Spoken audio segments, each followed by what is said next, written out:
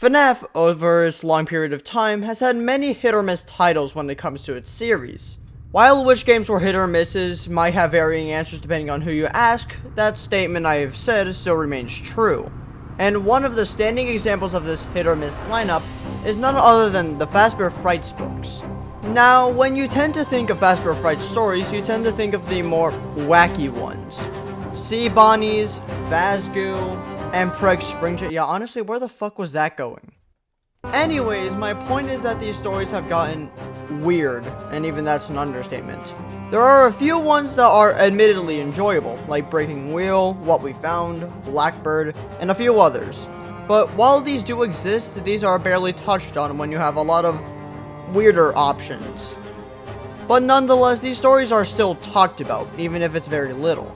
But there is one Fazbear story to which I have read, which I have found to be incredibly enjoyable, but still underrated and barely talked about.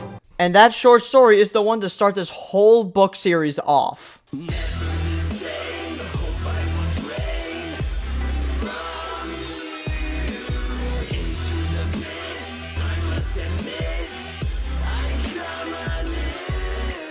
Yeah, so Into the Pit is very ignored despite being the first story to come out of this long series.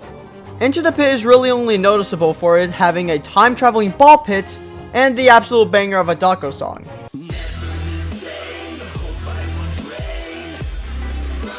Among several other songs to come with it. But I firmly stand on the side that this story is way too forgotten for what it brings up. And hopefully I will be able to share my thoughts on this story and how the parts of which are good are absolute phenomenal.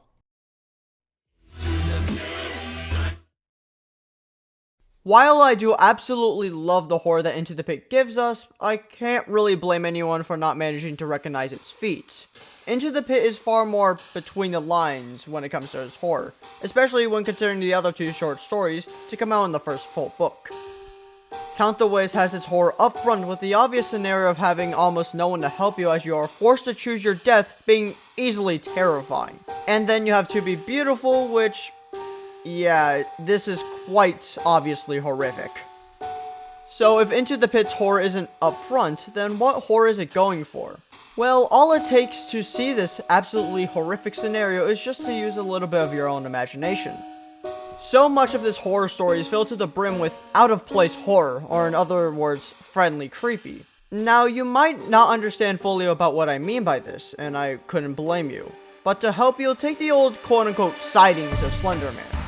A calm, gentle atmosphere which is completely tame, almost enjoyable even. And that is true until you spot the wrong in the photo. All it takes is a simple glimpse of that slendy figure in a suit and tie, and then the gentle atmosphere becomes disturbing, unnerving, unsettling. And Into the Pit brings this idea to its fullest extent, putting it at several times to just drive in the purpose of it. Take the scene where Oswald is running away, for example. If you have read the short story, then you will know that the book goes out of its way to mention how out of place Oswald is. While I do think this could have been better placed, and you might think it was just a waste of space, the true nature of this scene is to make us imagine one of these photos. Thus, with this image in mind, this waste of space suddenly becomes unnerving, even if I do think it could have been placed in a better spot. Along with that, there are way more horrifying scenarios to use this than a simple change of running position. After all, if it weren't for them, I wouldn't be here. Now, with this information, you probably can already guess that the majority of these types of scenes revolve around Freddy Fazbear's Pizza, and you would be right, but these types of scenes of auras wouldn't be accomplished without the correct build-up, a build-up which this book definitely executes to making. Through a large portion of the book, we are given such a gloom description of the town that Oswald currently resides in. It is often described as dead and boring, arid and dreary. And the book goes even further to making this town look even more gloomy by making contrast to the current state of this place, to how it was before, and far more inviting areas. Even the way Oswald speaks about his summer breaks gets this treatment. The previously adequate and arguably enjoyable time becomes far more repetitive, far more robotic, and more life-draining. Thus, when we enter Fazbear's Pizza, such a warm, calming, and welcome atmosphere, our mood is put in a much better place. And the book makes this pretty apparent as well, with the first visual aid of this new location being a comparison from the last location. Everything seems to be going up for Oswald, and the story has switched from a slow read to one of excitement as new things are finally happening. And this change in narrative design has even got us uplifted, as, again, new things are happening. Everything is so friendly and uplifting, and that is true, except when we are interrupted with a small side comment, which calls attention to a large yellow bunny.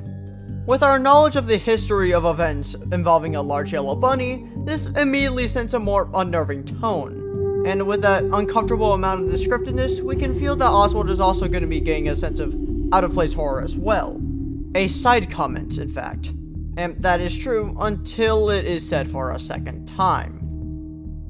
On their way to their table, they pass someone in that same yellow rabbit suit who was standing in the corner, still as a statue. Chip and Mike either didn't see him or ignored him, so Oswald tried to ignore him as well. Why hide in the corner like that though? Isn't he supposed to be entertaining kids? If he works for the restaurant, surely he wasn't supposed to act all creepy.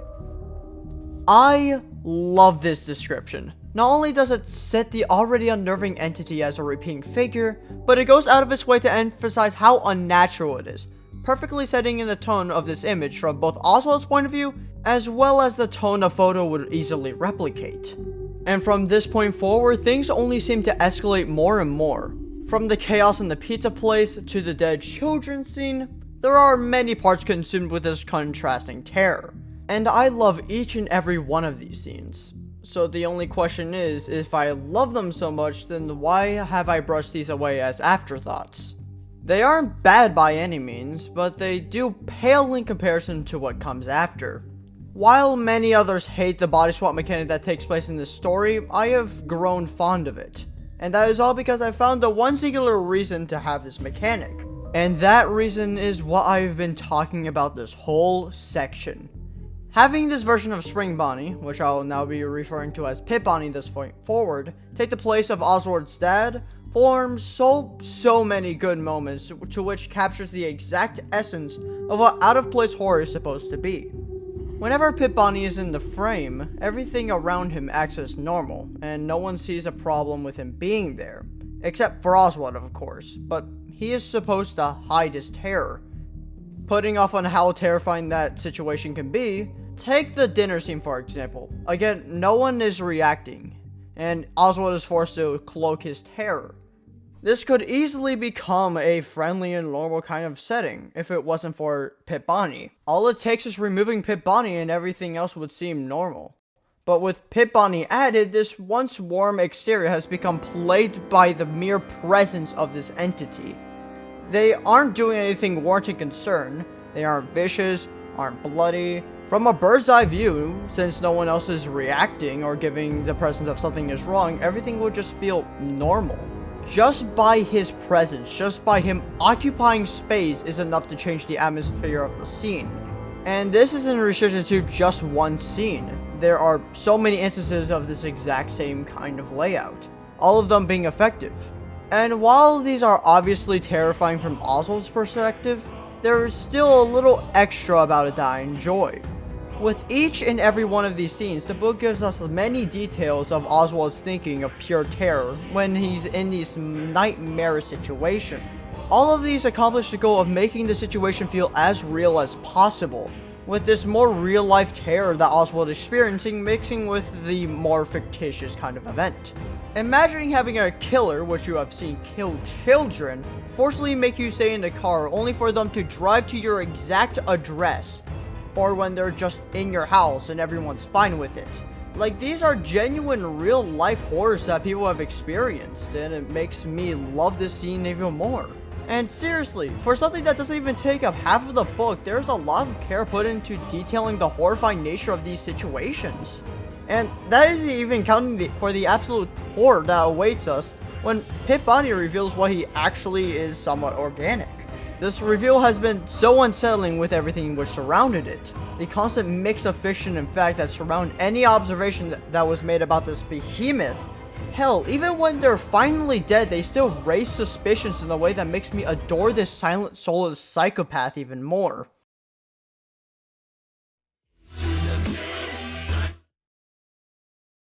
Into the Pit was a kind of bad start for FNAF fans when it comes to the new age of books.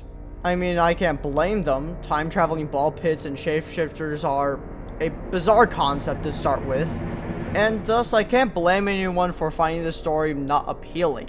Hell, I wouldn't even say this story is great either. At some points it could have made better and could have definitely benefited from more pages, but the horror it gives us is an unexamined gem. One that fits right at home with some of my favorite types of horror. The pure amount of imagery it manages to convey, and with the creepy inhuman antagonist, this is a story I have a soft spot for. And definitely a story with horror I can't help but love.